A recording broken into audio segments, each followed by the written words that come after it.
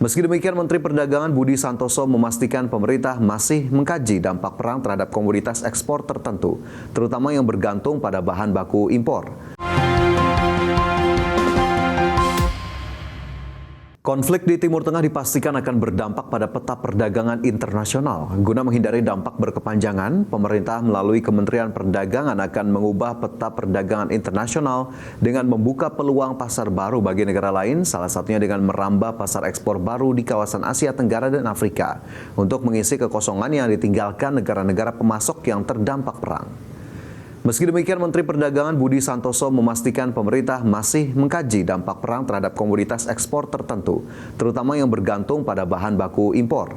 Pemerintah akan menggelar pertemuan dengan para eksportir untuk menggali lebih dalam kendala teknis yang dihadapi di lapangan, termasuk keluhan dari asosiasi logistik terkait lonjakan biaya pengiriman hingga 100% akibat konflik. Krisis geopolitik itu biasanya nanti akan merubah peta perdagangan. Nah, ketika global supply chain yang terganggu, ini secara global kan pasti ada yang ekspornya terhambat, termasuk juga impornya terhambat.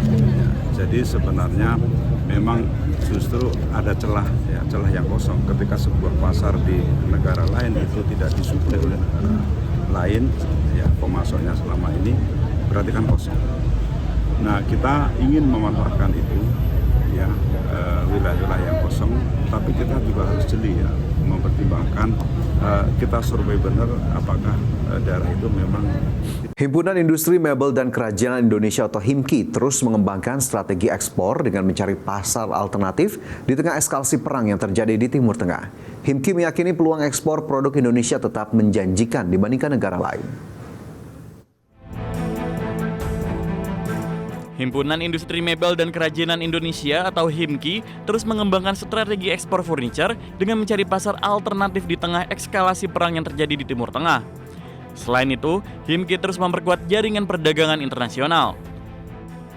Menurut Ketua Umum HIMKI Abdul Sobur, melalui pendekatan ini para pelaku usaha dapat memanfaatkan peluang yang ada meski kondisi geopolitik global tidak stabil.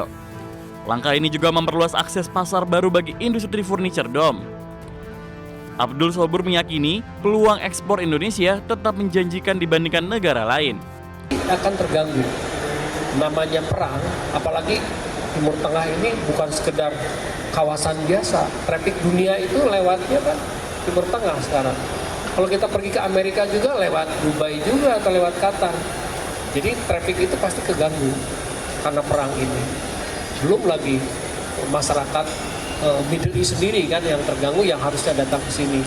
Eropa juga lewat situ, ya, walaupun belum semuanya sebetulnya. Para pelaku usaha optimis, ekspor industri furniture nasional dapat mencapai 6 miliar US dollar per tahun dalam 5 tahun ke depan, seiring besarnya potensi pasar furniture global serta dukungan pameran internasional.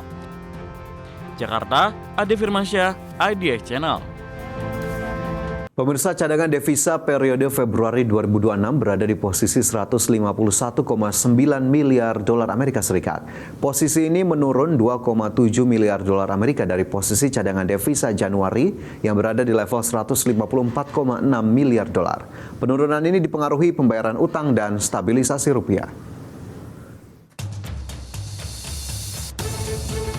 Bank Indonesia melaporkan bahwa cadangan devisa Februari 2026 berada di posisi 151,9 miliar dolar Amerika Serikat atau turun 2,7 miliar dolar Amerika Serikat dari posisi Januari 2026, yakni sebesar 154,6 miliar dolar Amerika Serikat. Penurunan posisi cadangan devisa ini dipengaruhi oleh penerimaan pajak dan jasa serta penarikan pinjaman luar negeri pemerintah, di mana kondisi penurunan tersebut terjadi di tengah pembayaran utang luar negeri pemerintah dan kebijakan stabilisasi nilai tukar rupiah sebagai respon Bank Sentral dalam menghadapi ketidakpastian pasar keuangan global yang tetap tinggi.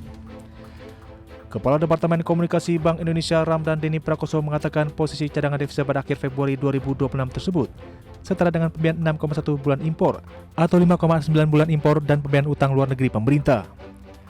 Kemudian kecukupan berada di atas standar internasional yakni sekitar 3 bulan impor dan mampu mendukung ketahanan sektor eksternal dan bisa menjaga stabilitas makroekonomi. Bank Indonesia juga meyakini kedepannya sektor eksternal tetap baik, didukung oleh posisi cadangan devisa yang memadai serta aliran masuk modal asing yang sejalan dengan persepsi positif investor terhadap prospek perekonomian nasional dan imbal hasil investasi yang tetap menarik.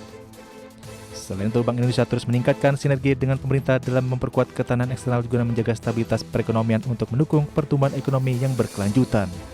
Dari Jakarta, Tim Liputan IDXchannel. Serangan rudal Iran memicu kebakaran di kilang minyak utama milik Bahrain pada Kamis kemarin. Kilang Bapco Energies Bahrain di Pulau Sitra dilaporkan terbakar setelah dihantam rudal oleh Iran. Serangan rudal Iran memicu kebakaran di kilang minyak utama milik Bahrain pada Kamis kemarin.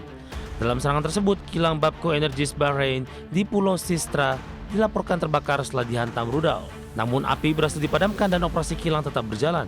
Adapun kilang yang berada di Pulau Sitra itu merupakan pusat pemrosesan minyak penting yang menyuplai kebutuhan minyak di Bahrain dan kawasan Teluk. Serangan tersebut menjadi bagian dari rangkaian operasi militer Iran yang telah berlangsung selama 6 hari berturut-turut dan meningkatkan ketegangan di kawasan Timur Tengah. Meski demikian, tidak ada laporan korban luka akibat serangan tersebut. Di saat yang sama, serangan rudal Iran juga memicu ledakan di wilayah Tel Aviv, Israel. Namun demikian, militer Israel menyatakan sistem pertahanan udara berupaya mencegah sejumlah rudal dari tembakan Iran. Meski sempat menimbulkan kerusakan pada beberapa bangunan, otoritas tempat memastikan tidak ada korban jiwa dalam serangan tersebut. Berbagai sumber IDXchannel. Amerika Serikat mencatat kerugian senilai hampir 2 miliar dolar Amerika akibat serangan balasan yang dilakukan Iran ke sejumlah fasilitas militer Amerika Serikat. Adapun sejauh ini Iran telah menargetkan sedikitnya 7 lokasi militer Amerika Serikat di Timur Tengah. Amerika Serikat mencatat kerugian senilai hampir 2 miliar dolar Amerika yang sebagian besar diakibatkan kerusakan peralatan perang yang terkena serangan balasan Iran atas agresi Amerika Serikat dan Israel ke Iran pada pekan lalu. Kerugian paling besar diakibatkan oleh sistem radar peringatan dini INFPS-132 buatan Amerika Serikat yang berlokasi di Pangkalan Udara Al Udeid di Qatar senilai 1,1 miliar dolar Amerika. Sistem radar tersebut terkena serangan oleh Iran pada Sabtu pekan lalu, yang kemudian dikonfirmasi Qatar telah mengalami kerusakan. Di hari yang sama, Iran menyerang markas armada kelima Angkatan Laut Amerika Serikat di Bahrain. Serangan tersebut menyebabkan kehancuran pada 2 terminal komunikasi satelit dan beberapa bangunan skala besar.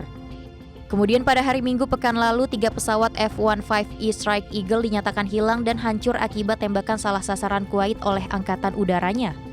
Adapun biaya penggantian pesawat tersebut diperkirakan mencapai 282 juta dolar Amerika. Sejauh ini Iran telah menargetkan sedikitnya 7 lokasi militer Amerika Serikat di Timur Tengah sejak Amerika Serikat dan Israel mulai melancarkan serangan terhadap Iran. Selain pangkalan militer, misi diplomatik Amerika Serikat di Arab Saudi, Kuwait, dan Uni Emirat Arab juga menjadi sasaran serangan.